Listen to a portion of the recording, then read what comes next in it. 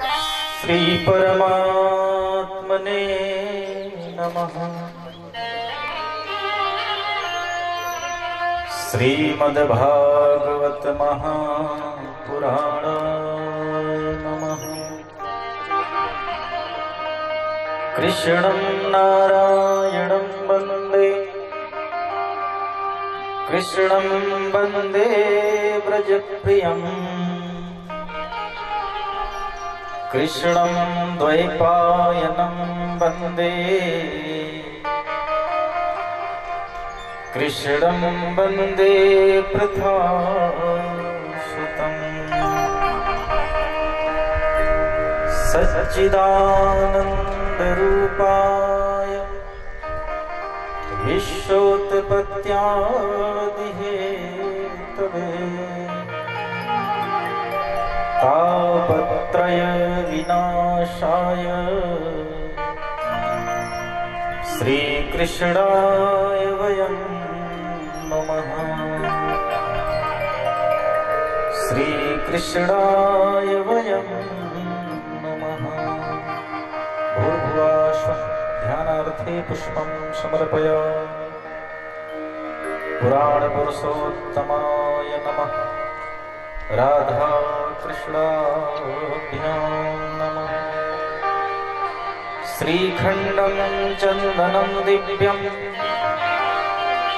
गन्ध्याढ्यं सुमनोहरम्, विलेपनं सुरश्रेष्ठ चन्दनं प्रतिगृह्यताम्।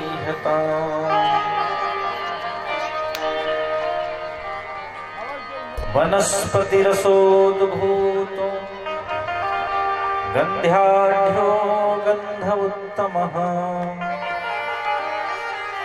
आघ्रेय सर्वदेवानां धूपोऽयं प्रतिगृह्यताम्।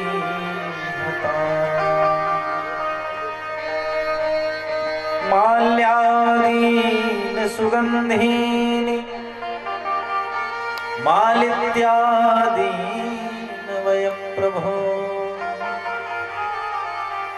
मया हृतान् पुष्पाणि पूजार्थं प्रतिगृह्यताम्। व्यासाय विष्णुरूपाय व्यासरूपाय विष्णवे नमो वै ब्रह्मनिधये वासिष्ठाय नमो नमः।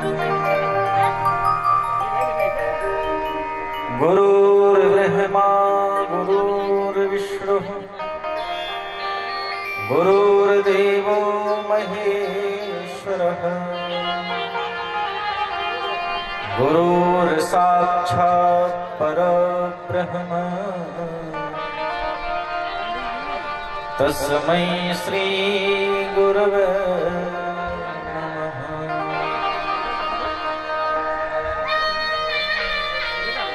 नमो ब्रह्मण्यदेवाय गोब्राह्मणहिताय च जगद्धिताय कृष्णाय गोविन्दाय नमो नमः।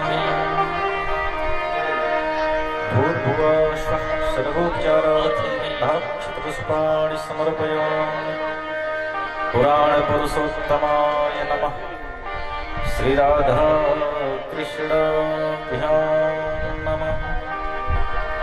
बोली राधा रमण भगवान की जय। सद्गुरुदेव भगवान की जय। श्री बांके बिहारी लाल की जय। श्री वृंदावन धाम की जय। श्री व्यास जी महाराज की जय। सुखदेव जी महाराज की जय। जय जय सीताराम।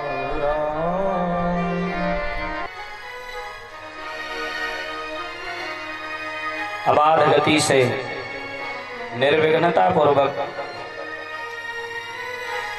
भगवान की ये ज्ञान गंगा प्रवाहित हो रही है। धीरे धीरे समापन की तरफ हम अग्रसर हैं। पहला दिन था, लोगों के मन में रहा होगा कि अभी तो 6 दिन है, आज नहीं पहुंच पा रहे हैं, कल जाएंगे। संजोग से कल भी नहीं आए तो चलो अभी तो 5 दिन है। उस दिन नहीं आए तो चलो चौथे दिन भगवान का जन्मोत्सव मनाएंगे। लेकिन एक दिन ऐसा आया, आज लोग सोच रहे होंगे कि आज तो समापन का दिन है। कल भगवान का विवाह महाउत्सव के रूप में मनाया गया। इतनी भीड़ थी कि लोग पांडाल से बाहर पुआल पर जाकर के बैठे थे। लोग चर्चा कर रहे थे, पांडाल और बड़ा करना चाहिए, ऐसे वैसे बात करते थे। ये भगवान कन्हैया जिन जिन भक्तों को चाहते हैं उनको अपने पास बुला ही लेते हैं। बहुत प्रयास के बाद भी कभी कभी लोग नहीं जा पाते।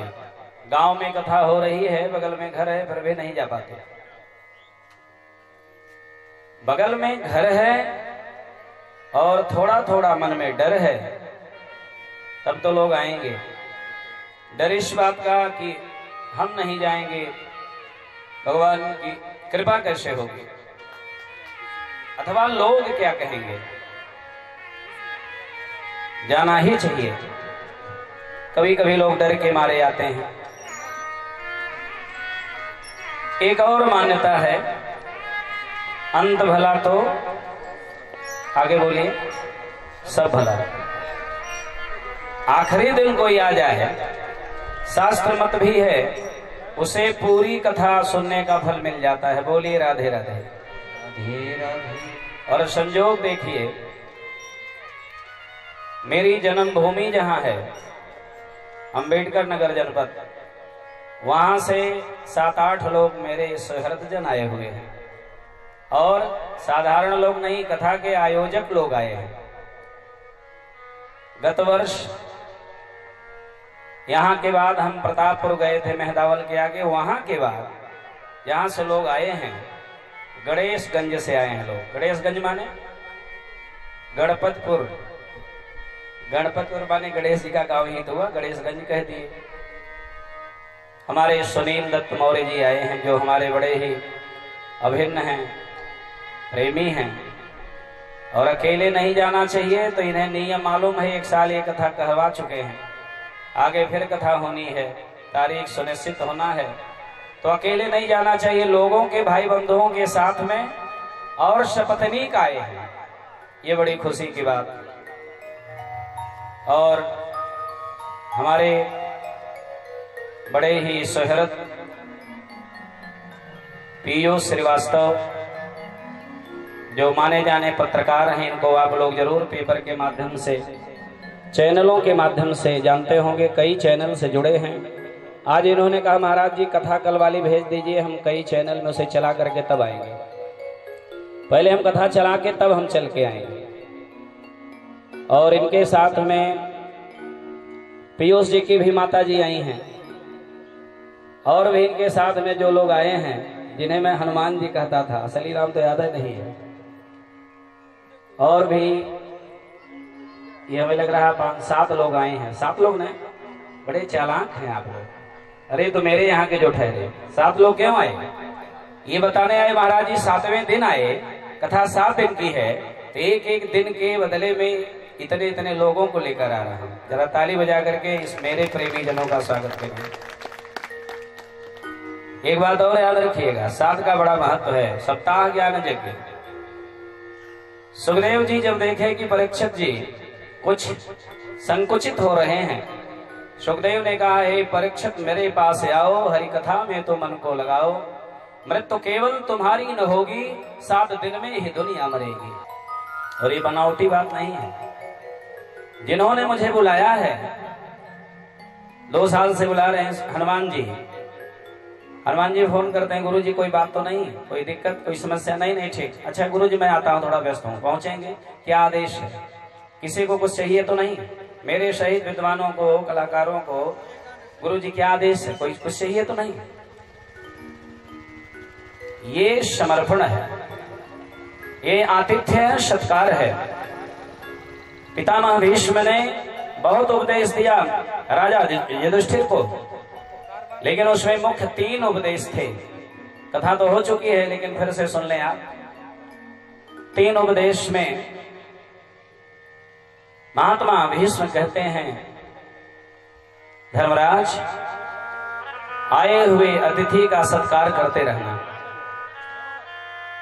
शत्रु भी अगर शरणागत हो जाए तो क्षमा कर देना। पाप होते हुए देखना भी महापाप है, इस बात को याद रखना। पाप करना तो पाप है, पाप कोई कर रहा है, विरोध करिए सामर्थ्य है तो, नहीं तो वहां से आंख मूंद के चले गए। 3 उपदेश, और 3 उपदेश में पहला उपदेश है अतिथि सत्कार होना चाहिए। अतिथि देवो भव। और अतिथि का तो असली अर्थ ये है प्यारे, अतिथि, बिना तिथि के, बिना बताए कोई आ जाए वो अतिथि। रास्ते से बता दे मैं महाराज जी कहाँ आ रहा हूं। और हमारे जो अतिथि आए हैं भक्तजन, आज ही प्लानिंग बनी है। सुनील जी तो कई दिन पहले कहे थे, लेकिन व्यस्तता है, इलेक्शन है, तमाम जिम्मेदारी है, लेकिन आने की जो इनकी अपनी तैयारी है वो आज की है। पीयूष जी से बात हुई, बोले गुरुजी हम आ रहे हैं लोग। तो हमारे यहाँ के लोग तैयार थे, महाराज जी कैसे आ रहे हैं, कहाँ मिलेंगे, कोई लेने गया, फिर आके चाय पानी, ये अतिथि सत्कार है। कोई आपके घर में आवे ना तो आतिथ्य भाव प्रस्तुत करिएगा, भगवान खुश हो जाते हैं। एक दिन मैं एक दृष्टांत सुनाया था, ज्ञानदेव जी महाराज के 2 शिष्य थे, तो उसमें जो नामदेव जी और त्रिलोक चंद्र जी के यहाँ खुद भगवान मानव सेवा करने आ गए, क्योंकि अतिथियों का स्वागत करते थे। अंतिम दिन की कथा है, भागवत में 2 सुदामा की चर्चा है। कल भगवान मथुरा में प्रवेश किए तो कपड़ा धुलने वाला धोबी, कपड़ा सिलने वाला दर्जी और माला निर्माण करने वाला सुदामा माली, कल कथा। और आज एक सुदामा की चर्चा होगी जो ब्राह्मण हैं, और साधारण नहीं, ब्राह्मणों ज्ञान व्रतमः, ज्ञान शिरोमणि है।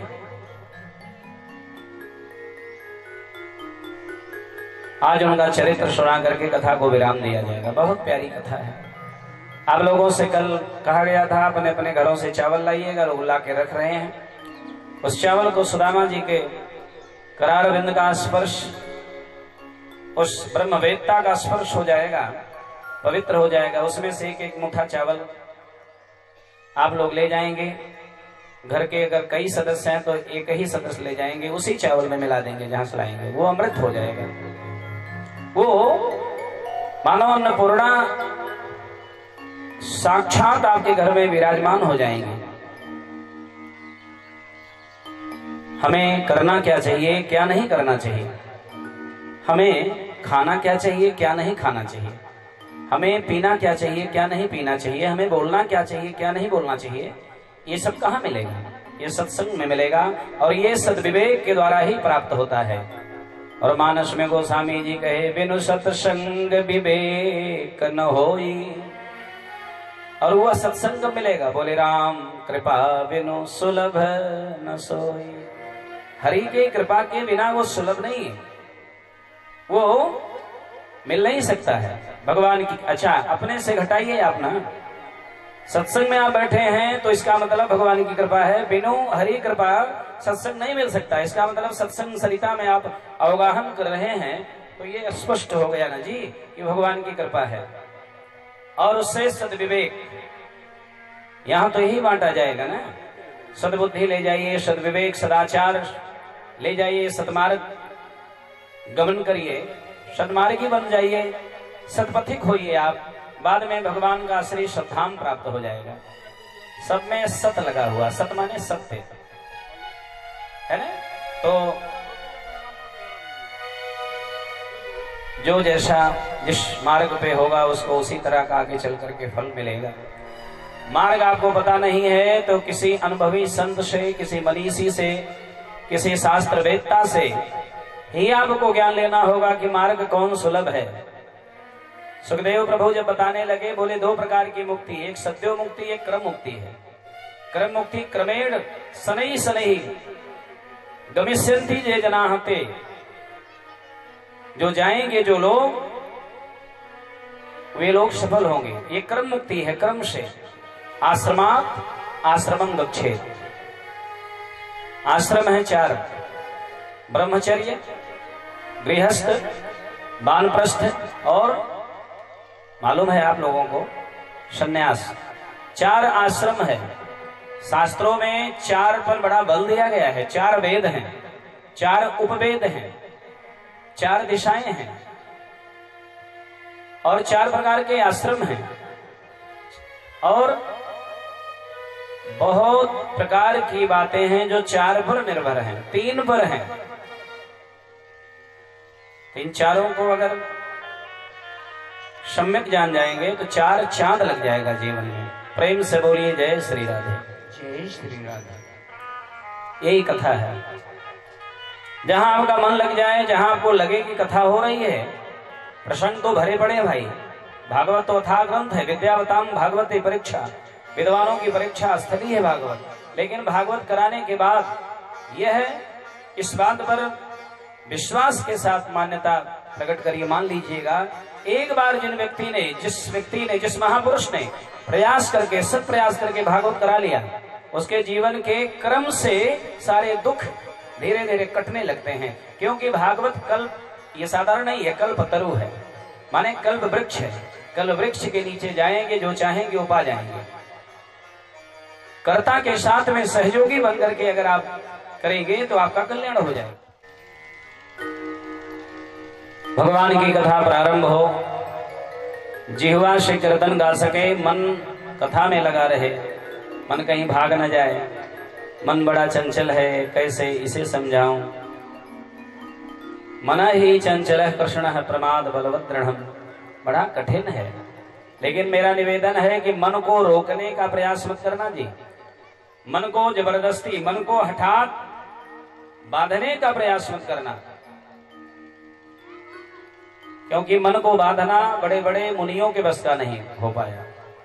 तो क्या करें, पैर से चलकर आइए, 3.5 हाथ का शरीर लेकर के विराजमान हो जाइए। कीर्तन हो तो हाथ खाली करिए, ताली बजाइए। कीर्तन गाएं तो साथ में गाइए, दोहराइए। और आपका ताल न कटे, आपका कीर्तन कटने जाए, इसके लिए तबला है, आर्गन है, बैंजो है, गायक है, सारी सुविधा है। केवल आपको मात्र लग जाना है। और लग जाएंगे तो मनी राम जी दौड़ करके, थक करके आपके पास आके बैठ जाएंगे। बोलिए जय श्री राधे। मनी राम जी माने आपका मन। मन को बाध्य मत करिए, जितना बांधेंगे उतना भगेगा। और भागवत का एक नियम और है, भोजनम तो वरम मन्ये कथा श्रवण कारकम नोपवासो वरह प्रोक्तम कथा विघ्न करो यदि। पयोहारी रह करके कथा सुने, दूध पी करके। फलाहारी रह करके कथा सुने, फल खा के। जलाहारी रह करके कथा सुने, जल पी के। अल्पाहारी, जल दूध से काम न चले तो अल्पाहारी, अल्प, उसमें भी अन्न नहीं, फलाहार। लेकिन अगर शरीर रुग्ण है, रोगी है, परेशानी है, कोई भूख ज्यादा लगती है, तब फिर लिखा गया भोजनम तो वरम मन्ये कथा श्रवण कारकम। कथा सुनने के लिए भोजन करके आओ, कोई बात नहीं, क्योंकि भोजनम तो वरम मन्ये कथा श्रवण कारकम नोपवासः वरम प्रोक्तम कथा विघ्न करो यदि। यदि मन कथा में व्यवधान पहुंचा रहा है, यहाँ कथा सुंदर प्रसंग छेड़ दिया व्यासी ने, अब भूख लगी है पेट में, तो वो किचन में मन भाग भाग जाएगा। लोग कहते हैं इतनी भूख लगी, चूहा कूद रहा है। एक लड़का था, बोला एक उपाय है क्या? बोले बिल्ली पकड़ के मुंह में डाल लो। उसे कहे बिल्ली सब चूहे को खा जाएगा।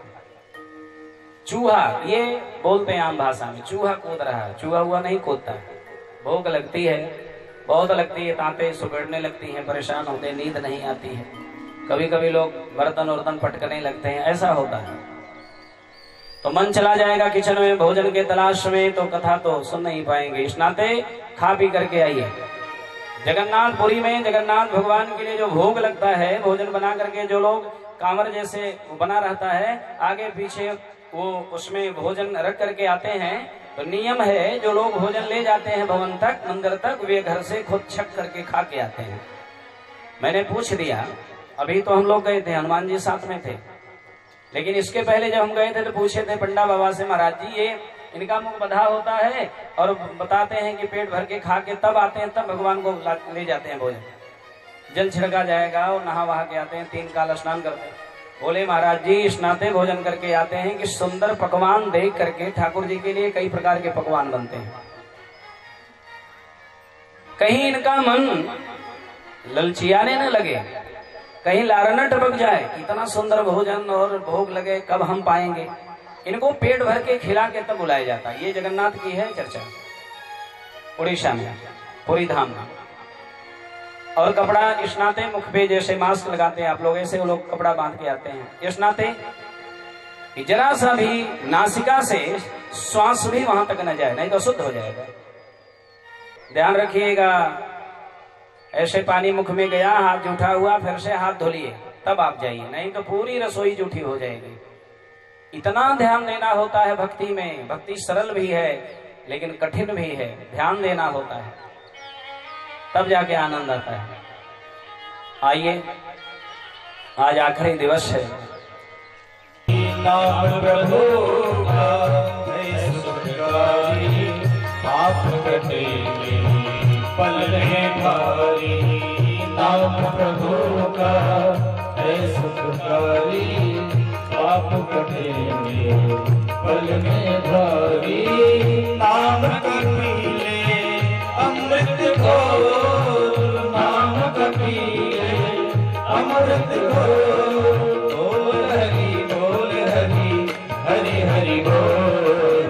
केशव माधव गोविंद बोल। बोल हरि बोल हरि, हरि हरि बोल। केशव माधव गोविंद बोल।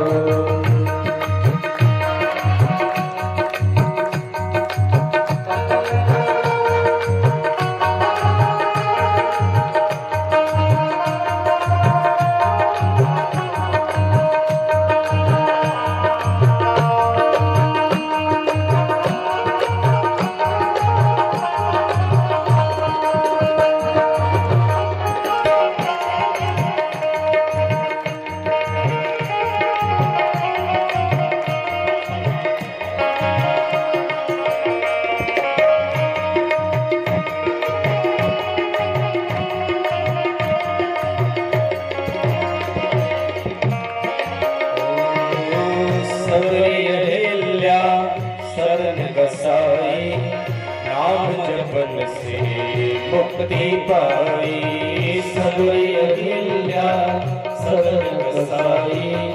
नाम जपन से मुक्ति पाई सबरी अहिल्या शरण कसाई। नाम जपन से मुक्ति पाई सबरी अहिल्या शरण कसाई। नाम जपन से मुक्ति पाई। नाम की महिमा है अनमोल, नाम की महिमा है अनमोल। बोल हरि बोल हरि, हरि हरि बोल। केशव माधव गोविंद बोल। बोल हरि बोल हरि, हरि हरि बोल। केशव माधव गोविंद बोल।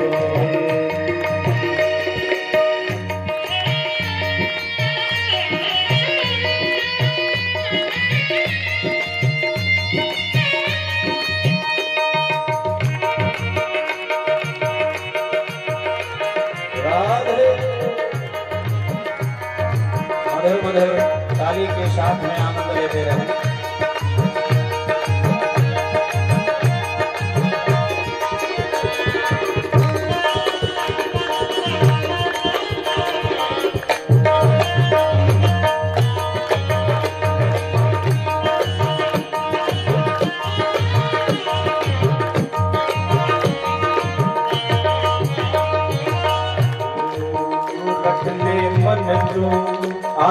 खोया राम नाम में लगे राम।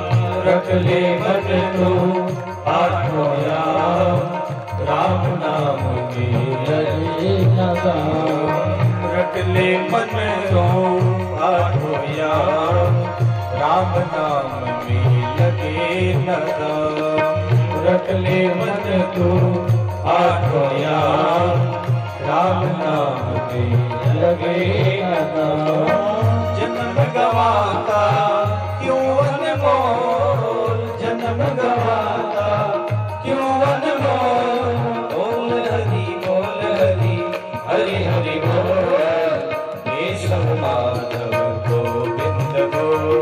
बोल हरि हरि हरि बोल, केशव माधव गोविंद बोल। हरि राम राम राम हरे हरे, हरे राम राम राम हरे हरे। हरे कृष्ण कृष्ण कृष्ण हरे हरे, हरे कृष्ण कृष्ण कृष्ण हरे हरे। हरे राम राम राम हरे हरे, हरे राम सभी लोग भाव में डूब करके गाएं। हरे हरे, हरे कृष्ण कृष्ण कृष्ण हरे हरे, हरे कृष्ण कृष्ण कृष्ण हरे हरे। हरे राम राम हरे हरे, हरे राम उठा करके थाली के साथ ले मस्ती में। हरे कृष्ण कृष्ण कृष्ण हरे हरे, हरे कृष्ण कृष्ण कृष्ण हरे कृष्ण।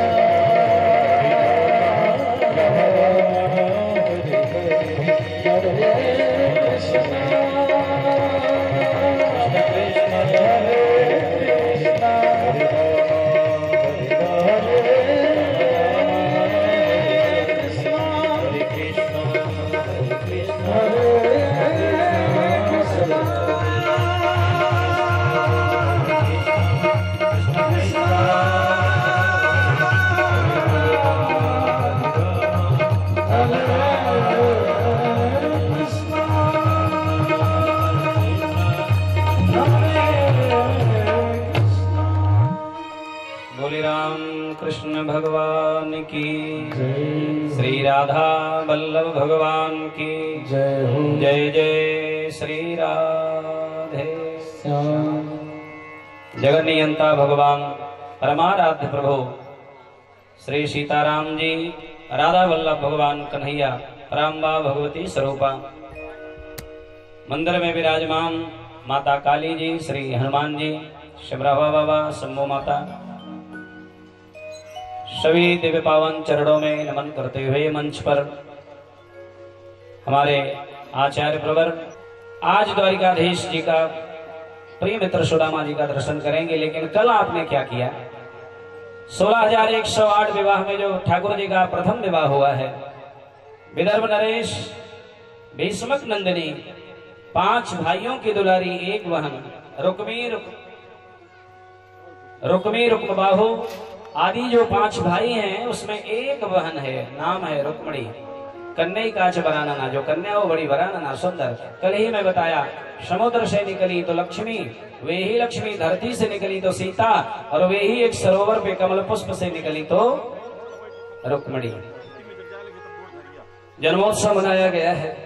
हमारे आचार्य लोग वेद मंत्रों के द्वारा भगवान का उत्सव मनाए, विवाह कराए। 8 प्रकार का विवाह होता है। भगवान ने 8 प्रकार के विवाहों को स्वीकार किए हैं, कोई हरण करके और कोई वेद विधि से वर्ण करके। प्रेम से बोलिए जय श्री राधे। आइए सभी को लेकर के चलते हैं। भागवत कथा हरिद्वार में चल रही है, गंगा के पवित्र तट पर श्री मैत्रेय मुनि ज्ञानी भक्त भगवान के जो हैं श्री विदुर जी, उन्हें सुना रहे हैं। सुखताल में सरोवर के तट पर वेदव्यास नंदन श्री सुखदेव प्रभु अभिमन्यु नंदन राजा परीक्षित को कथा सुना रहे हैं। और यही कथा कब किसने किसको कथा कहां सुनाई, ये सारी व्याख्या नैमिषारण्य की पवित्र भूमि में सूत जी शौनकादिक 88,000 महात्माओं को सुना रहे हैं। यही भागवत कथा किसने श्री हमारे गोकर्ण जी ने धुंधकारी को प्रेत जोनी से निकालने के लिए जो कथा कही है, श्रावण माह में शुक्ल पक्ष नवमी से पूर्णिमा तक यहाँ तक पहुंचा रहे हैं, ताकि आप सुनिए, इसको समझिए भागवत क्या है।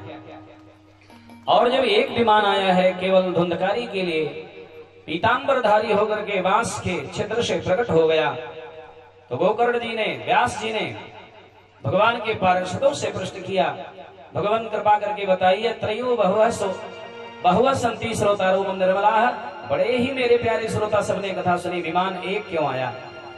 तो भगवान श्री हरि के पार्षदों ने कहा, व्यास जी, जिसके लिए विमान आया है, जिस नियम से उसने सुना, ऐसे कोई नहीं सुना। निराहार होकर के एक जगह बैठ करके, योनि भी प्रेत की थी, कहीं आना जाना तो था नहीं, लोग तो जाने आते जाते थे, खाते पीते थे, उठते बैठते थे। दृश्य कथा कहिए तो फिर श्री गोकर्ण जी ने सावन महीना के शुक्ल पक्ष नवमी से पूर्णिमा तक समस्त नगरवासी को कथा सुनाए। अयोध्यावासीना सर्वे यथा रामेण संगता, जैसे त्रेता में अयोध्यावासी राम जी के साथ चले गए वैकुंठ को, ठीक उसी तरह से समस्त ग्रामवासी, उत्तम नगर के समस्त लोग सब चले गए भगवान के धाम को। और मैं भी जान रहा हूं, बारी बारी जाएंगे, लेकिन आप लोग भी भगवान के धाम को जाएंगे। ये सौभाग्य आपका है। आज नैमिषारण्य में सूत जी से श्री शौनक जी ने प्रश्न किया है। बाबा, बहुत प्यारा प्रश्न है। इसमें कई लोग ऐसे बैठे हैं जो बड़े विद्वान हैं, मैं देख रहा हूं, मन लगा के सुन रहे हैं। तो मन तो सबको लगा के सुनना होगा, तब आनंद आएगा। प्रश्न बड़ा प्यारा है। श्री शौनक जी ने प्रश्न किया, सुखे नोक्तम कदा रागे गोकर्णेन कदा पुनः सुरर्षये कदा ब्राह्मण छिंदि में संशयम तिमम। मतलब शौनक जी सूत जी से प्रश्न करते हैं, ये बड़ा महत्वपूर्ण प्रश्न है, सब लोग सुने। सुखे नोक्तम कदा रागे, और जो लोग कथा कहते हैं उन्हें सुनना ही चाहिए। सुखे नोक्तम कदा रागे, सुखे नोक्तम, सुखदेव जी के द्वारा कथा कही गई राजा परीक्षित के लिए कब, ये प्रश्न है। सुखे नोक्तम कदा रागे गोकर्णेन कदा पुनः, और गौनंदन गोकर्ण जी ने कब कथा सुनाई।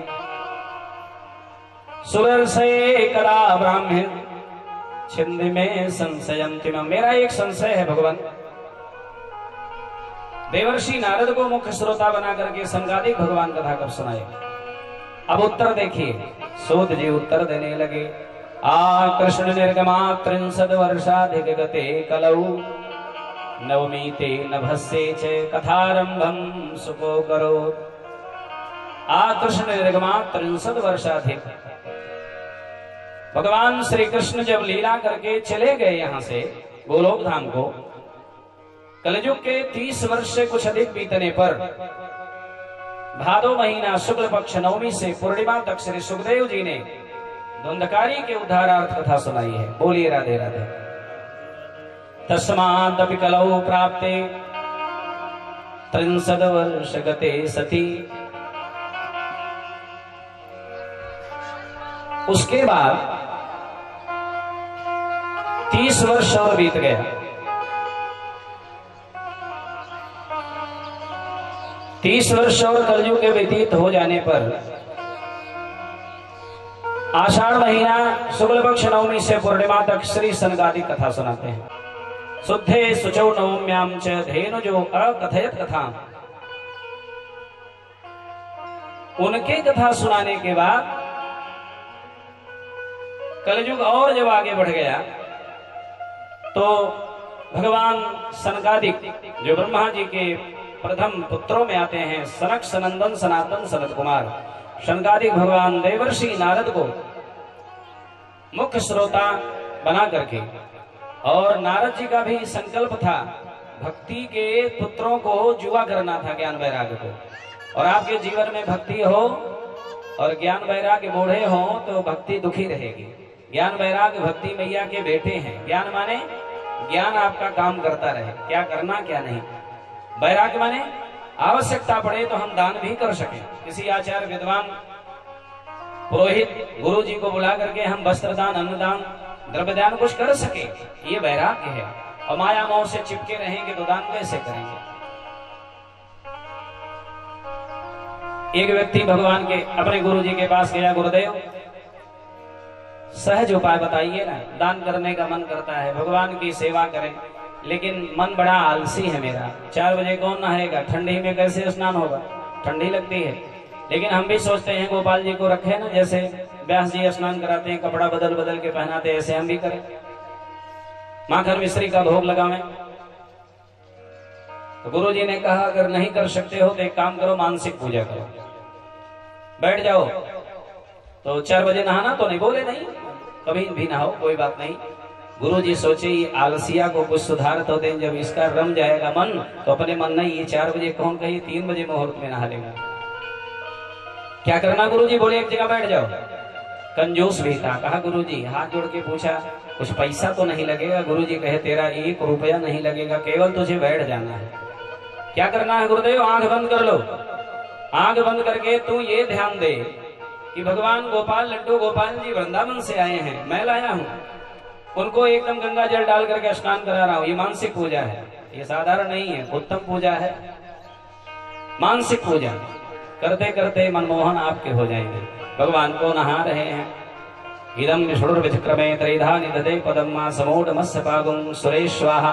पुरुषोक्त के द्वारा सहस्त्र शीर्षा पुरुष सहस्राक्ष, सहस्त्रपात सहस्राक्ष, अक्ष माने नेत्र, 1000 नेत्र वाले भगवान, सहस्त्रपात सहस्त्र चरण, सहस्त्र हस्त हैं जिनके, हजारों हाथ वाला मेरा भगवान। तभी तो भगवान कहते हैं जो तू आओ 1 पग में आऊं पग 60, दौड़ करके कैसे उठा लेते हैं। सूरदास को भगवान बालक बन करके आए, गहरे कुएं से हाथ लंबा करके कैसे निकाल लिए। गोस्वामी जी से पूछा गया कि भगवान के हाथ पैर कैसे हैं। गोस्वामी जी ने कहा पद पाताल शीस यज धामा। पद पाताल में है पैर और शीस सर जो है वो ब्रह्मलोक में है। पद पाताल शीस यज धामा, अपर लोक यज्ञ यज्ञ विश्राम। और लोकों में उनके, अरे भगवान विराट बने तो ऐसे ही शरीर का विस्तार तो हुआ। ऐसी गरिमा और महिमा है ठाकुर जी की। कुएं से निकाल लिए सूरदास जी को हाथ बढ़ा करके। आज एक कथा सुने कि नृक का उद्धार कर दिया भगवान ने हाथ बढ़ा करके कुएं से। आगे कथा आएगी। तो भगवान मानसिक पूजा ठाकुर जी की करते हैं। भोग लगा रहा हूं ठाकुर जी को, और साथ में लक्ष्मी जी का ध्यान करिए। श्रेष्ठ तेलस्मेश्च पत्न्या बहोरार्त्रे पार्श्वे नक्षत्राणि रूपमसिनो व्यातम्मा ईषणनिखाड़ा मम्मयिखाड़ा सर्वलोकं मयिखाड़ा हिरण्यवर्णां हरिणीं सुवर्णरजतस्रजां चंद्रां हिरण्यमयीं लक्ष्मीं जातवेदो आवह। उपासना करिए। 1 रुपया लगा, 5 रुपए का अगरबत्ती की जरूरत नहीं पड़ी। भोग लगाओ, और साधारण मिठाई नहीं, बढ़िया वाली मिठाई। घर में दूध औटा करके बढ़िया, घर में कुछ लोग, कल मैं एक भक्त के यहाँ थोड़ी देर के लिए गया तो एकदम घर की बनाई मिठाई, बड़ा अच्छा लगा। घर की मिठाई भगवान को खिलाओ। बाजार की मिठाई सब दूषित है। निर्मनंथ स्वयं दधी, स्वयं माखन मत दी अपने लाला के लिए, ये समर्पण भाव है। मानसिक पूजा होती रहे। उसने कहा गुरुजी, गया एक दिन, बोला गुरुजी 1 महीना बीत गया, बहुत आनंद आता है, ये घुटने उठने में दर्द था सब खत्म हो गया। अरे एक दिन मैं 10 मिनट, दूसरे दिन आधे घंटे, एक दिन तो 3 घंटे बाद में उठा। पत्नी जबरदस्ती उठाई कि नाश्ता तो कर लो स्वामी, तब मैं उठा, मुझे तो समय का भान नहीं रहा। गुरुदेव ने कहा मेरा मंत्र काम किया है। अब उसकी इच्छा बढ़ने लगी। उसने कहा गुरुजी थोड़ा कुछ और क्या चाहते हो, कुछ ऐसी कृपा करिए। भंडारा भी करने लगे, लेकिन धन न लगे। गुरुजी समझ गए कंजूसवा कंजूसी नहीं छोड़ा, बाकी आलस छोड़ चुका है, कंजूसी भी छोड़ जाएगी। गुरुजी ने कहा आंख बंद कर ले। भगवान की सेवा करने के बाद ये जान ले कि बड़ा वाला चूल्हा मंगाया हूं, बड़ा वाला, बड़ी कड़ाही, उसमें 1 कुंटल से 1.5 कुंटल तक दूध डाल दे, और उसमें फिर मेवा, चीनी, थोड़ा बढ़िया बासमती वाला अच्छा वाला चावल, खीर पक रही है। उसने कहा गुरुजी कुछ लगेगा तो नहीं। गुरुजी ने कहा रे मूर्ख, बार बार पूछता है, 1 रुपया नहीं लगेगा। भंडारा होने लगा, हमारे यहाँ भी कल भंडारा है। खाने लगे। और उसमें ये नहीं कि निमंत्रण कार्ड 1000 तो 1000, तो मानसिक भंडारा, मानसिक निमंत्रण है तो 10,000 लोग खा लें, क्या फर्क पड़ता है। रोज भंडारा करने लगा, उसे आनंद आने लगा। एक दिन की बात, कढ़ाई चढ़ा दिया और आज वो 2 कुंटल दूध, बड़ी कढ़ाई मंगा लिया। मानसिक है, ध्यान रखिएगा, न कहीं गया न कढ़ाई न दूध, 2 कुंटल। अब बोरा से चीनी डालने लगा, कुंटल वाला बोरा, तो झटके से हाथ छूटा और चीनी ज्यादा गिर गई। बोलिए राधे राधे। और जब चीनी गिर गई ज्यादा हनुमान जी, तो बगल से एक निकाला, वो करछुल क्या बोलते हैं, बड़ा वाला, वो चीनी निकालने लगा। सोचा कि इतनी चीनी गिर गई, इसमें तो कई दिन भंडारा होगा। ये कंजूसी की जब हद हो गई तो भगवान से रहा नहीं गया, और भगवान वहीं प्रकट हो गए। ताली बजा करके ठाकुर जी का अभिनंदन किया जाए। ठाकुर जी प्रकट होकर के कंजूस भक्त का हाथ पकड़े, बोले रे कंजूस, अरे तूने तो हद कर दी, ये क्या कर रहा है। उसने कहा कि भगवान आप कौन है, परिचय दीजिए। उसने, भगवान ने कहा मैं नारायण हूँ, जिसके नाम का जप और सेवा मानसिक करता था गुरु के कहने पर, लेकिन हद हो गई, चीनी निकाल रहा। कहा भगवान क्षमा करिएगा, हम सोचे 2-4 दिन इसने चीनी में भंडारा। भगवान ने कहा जब एक दाना चीनी नहीं खर्च हुआ, मानसिक चीनी थी, बोरा और चीनी सब मानसिक, दूध भी मानसिक, तो निकालने की कहां बात आ गया। तेरे कंजूसी पर मैं एकदम उससे रहा नहीं गया, मैं प्रकट हो गया। हाथ जोड़ करके कहा भगवान हमें क्या पता कि इतनी कंजूसी करने पर, चीनी ज्यादा हो जाने पर आप प्रकट हो जाते, नहीं तो कब के हम कर दिए होते। भगवान ने आशीर्वचन दे करके विदा किया है। ये मानसिक पूजा है।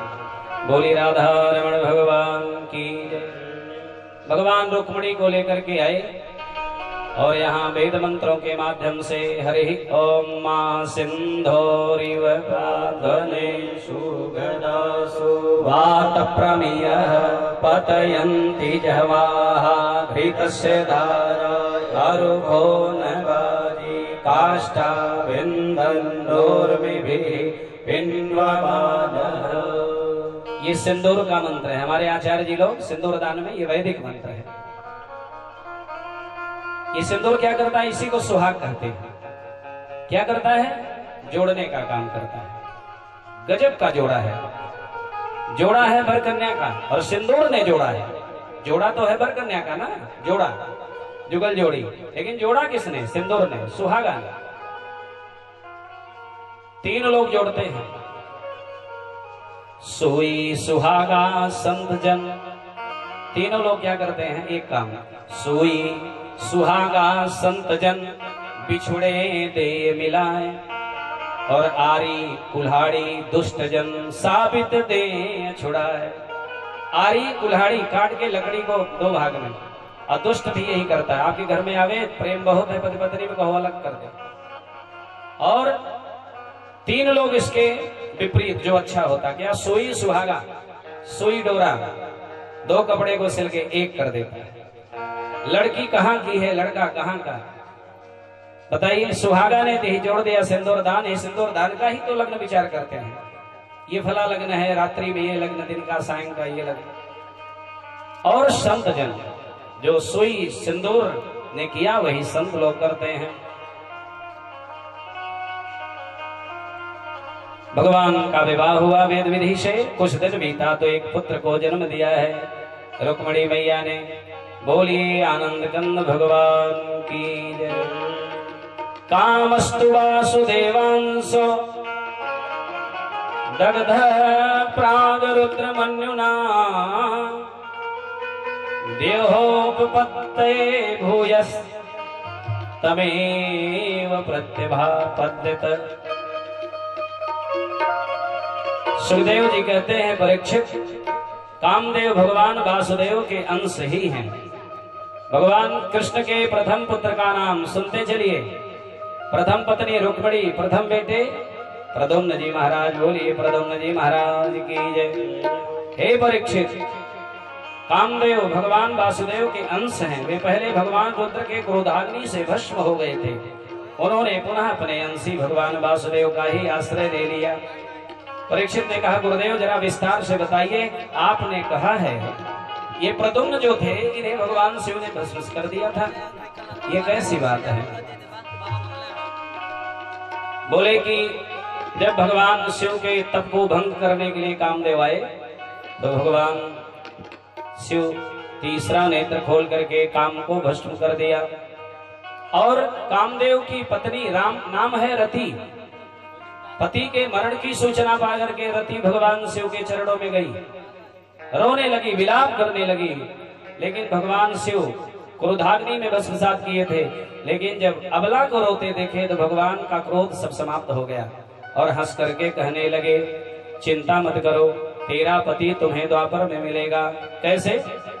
जब जदुवंश कृष्ण अवतारा, जब जदुवंश कृष्ण अवतारा, होहि हरण महामहि भारा, होहि हरण महामहि भारा, कृष्ण तनय होहि न्यायपति तोरा, कृष्ण तनय होहि न्यायपति तोरा, वचन अन्यथा होई न मोरा, वचन अन्यथा होई न मोरा,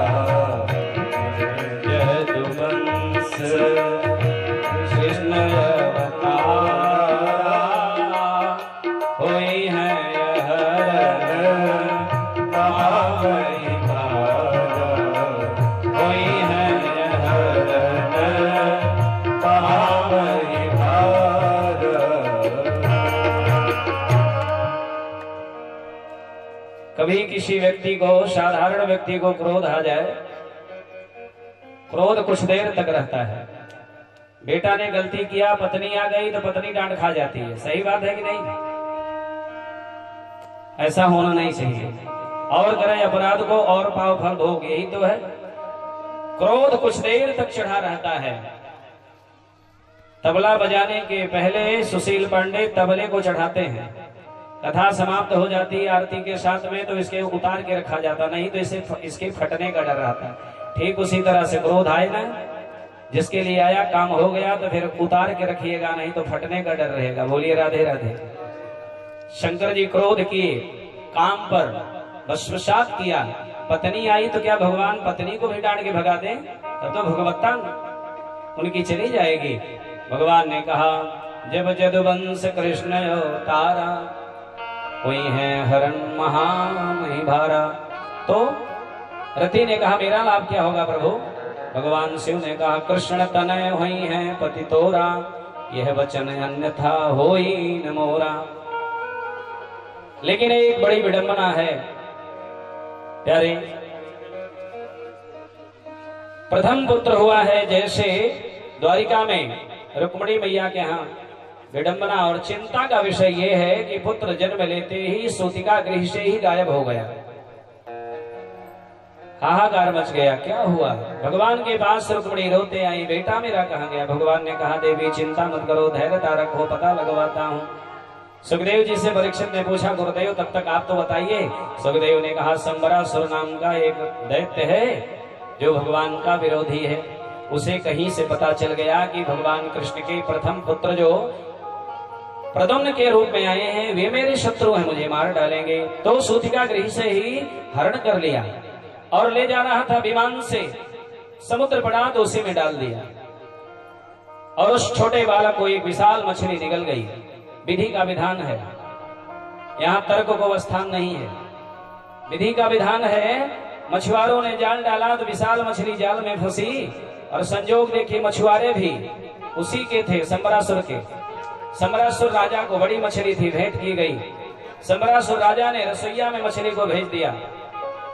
मायावती नाम की एक दासी वहां काम करती थी। ये द्वापर की कथा है, ध्यान रखिएगा। मायावती ने मछली के पेट को जब फाड़ा तो एक सुरक्षित बालक निकला। मरा क्यों नहीं? हरि इच्छा बलवती। अपना सोचा कभी नहीं, हरि सोचा तत्काल। उदाहरण देखिए, अपना सोचा कभी नहीं, प्रभु सोचा तत्काल। बलि चाहा था स्वर्ग को लेकिन भेज दिए पाताल। सियावर रामचंद्र की जय। अपनी इच्छा नहीं, भगवान की इच्छा में इच्छा मिला करके रहना चाहिए। अंत में बालक बड़ा हुआ तो मायावती ने ही उस बालक के प्रति प्रेम लगाने लगी। थोड़ा और बड़ा हुआ तो मायावती ने धीरे से बताया, स्वामी आप मेरे पति और मैं आपकी रति। माने प्रद्युम्न कौन? कामदेव, जिसे शिव ने भस्म किया था। ये मायावती कौन? पूर्व जन्म की रति, काम की पत्नी।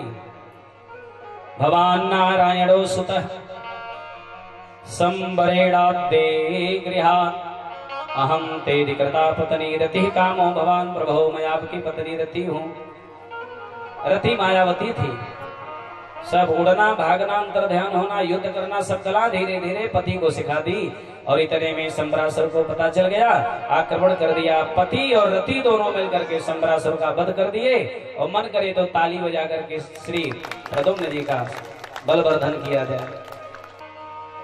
संबरासुर का संहार करके लौटे। रोजाना रुक्मणी मैया पूछती हैं, प्रभु मेरा बेटा कब आएगा? भगवान एक दिन हंस करके कहे कि चिंता क्यों करती हो देवी, जब आएगा तो सूद मोर के सहित आएगा, ब्याज लेकर के आएगा। और आज पत्नी लेकर के, माने इशारे में भगवान ने कह दिया कि बहू लेकर आएगा।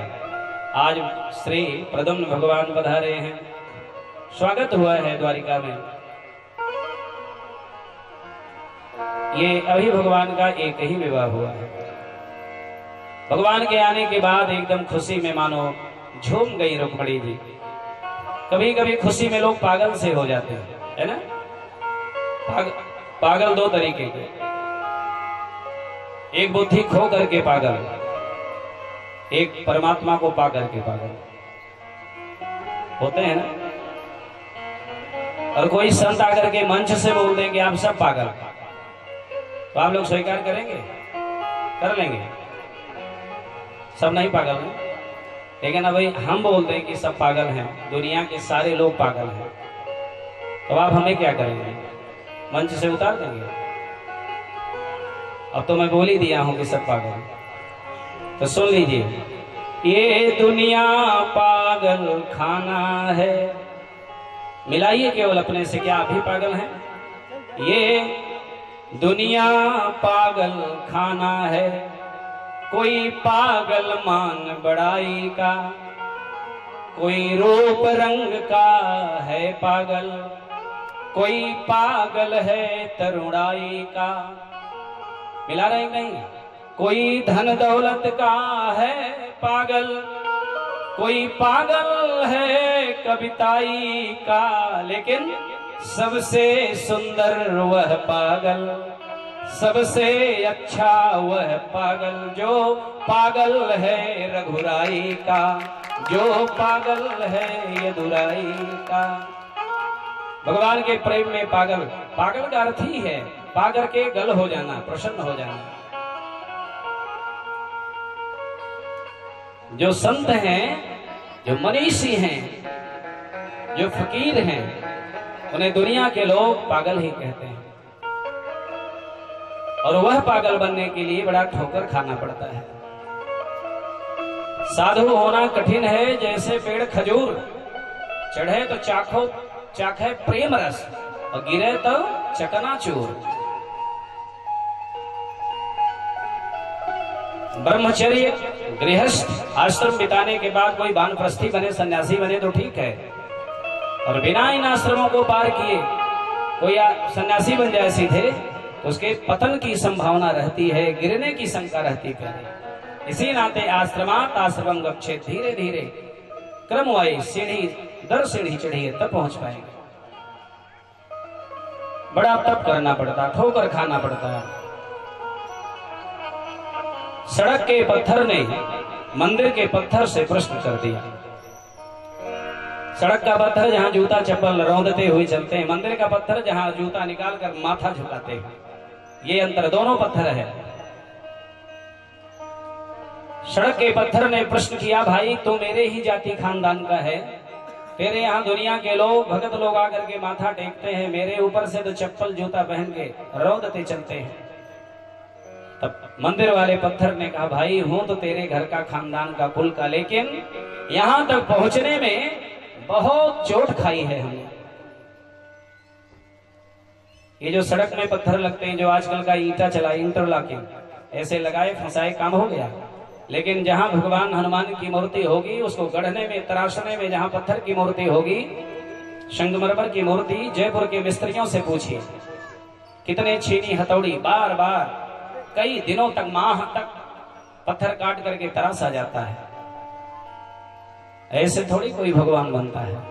बहुत चोट खाई है हमने, तब जाकर के मुझे लोग पूजते हैं। तो अच्छा इंसान बनने के लिए बहुत कुछ सहना पड़ता है।